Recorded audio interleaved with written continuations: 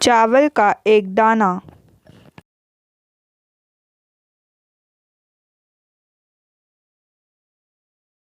शोभित एक मेधावी छात्र था। उसने हाई स्कूल और इंटरमीडिएट की परीक्षा में पूरे जिले में टॉप किया था।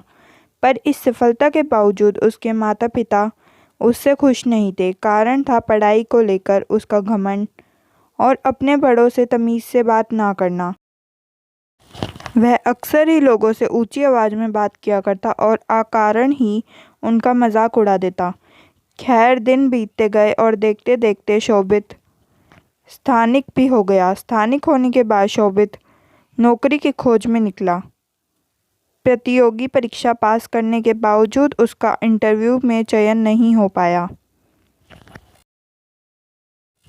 शोभित को लगा था कि अच्छे अंक के दम पर उसे आसानी से नौकरी मिल जाएगी, पर ऐसा हो न सका।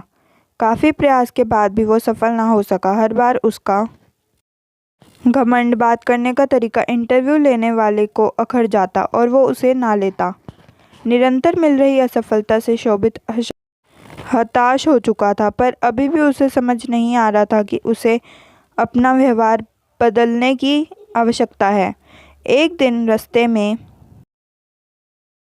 शोभित की मुलाकात अपने स्कूल के प्रिय अध्यापक से हो गई। वह उन्हें बहुत मानता था और अध्यापक भी उससे बहुत स्नेह करते थे। शोभित ने अध्यापक को सारी बात बताई। चूंकि अध्यापक शोभित के व्यवहार से परिचित था, तो उन्होंने कहा कि कल तुम मेरे घर आ जाना, तब मैं तुमको इसका उपाय बताऊंगा। शोभित अगले दिन मास्टर जी के घर पहुंचा। तब मास्टर साहब घर पर चावल पका रहे थे। दोनों आपस में बात ही कर रहे थे कि मास्टर साहब ने शोभित से कहा, जाके देख के आओ कि चावल पके कि नहीं।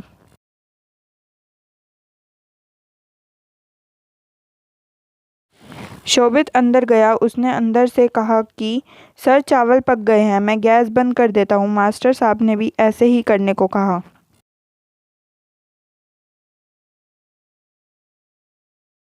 अब शोभित और मास्टर साहब आमने सामने बैठे थे। मास्टर साहब शोभित की तरफ मुस्कुराते हुए बोले, शोभित, तुमने कैसे पता लगाया कि चावल पक गए हैं?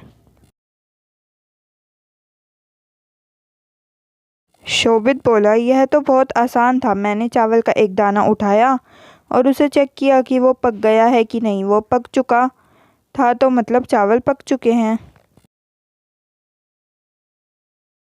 मास्टर जी गंभीर होते हुए बोले, यही तुम्हारी असफल होने का कारण है।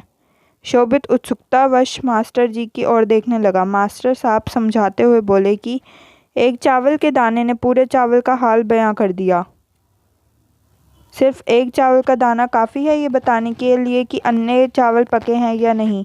हो सकता है कुछ चावल ना पके हों, पर तुम उन्हें नहीं खोज सकते। वो तो सिर्फ खाते वक्त ही अपना स्वभाव बताएंगे। इसी प्रकार मनुष्य कई गुणों से बना होता है। पढ़ाई लिखाई में अच्छा होना उन्हीं गुणों में से एक है, पर इसके अलावा अच्छा व्यवहार, बड़ों के सम्मान, छोटों के प्रति प्रेम, सकारात्मक दृष्टिकोण, ये भी मनुष्य के आवश्यक गुण हैं। और सिर्फ पढ़ाई लिखाई में अच्छा होने से कहीं ज़्यादा ज़रूरी है। तुमने अपना एक गुण तो पका लिया, पर बाकियों की तरफ ध्यान ही नहीं दिया। इसलिए जब कोई इंटरव्यूअर तुम्हारा इंटरव्यू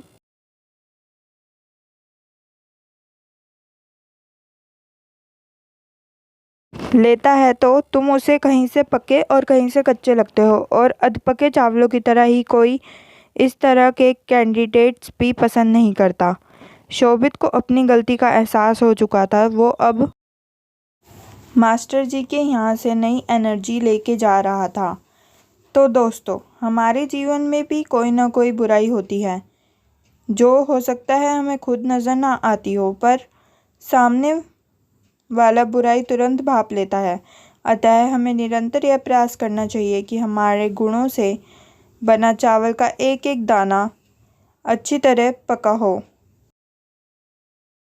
ताकि हम भी इस जीवन की दौड़ में पीछे ना रह जाएं।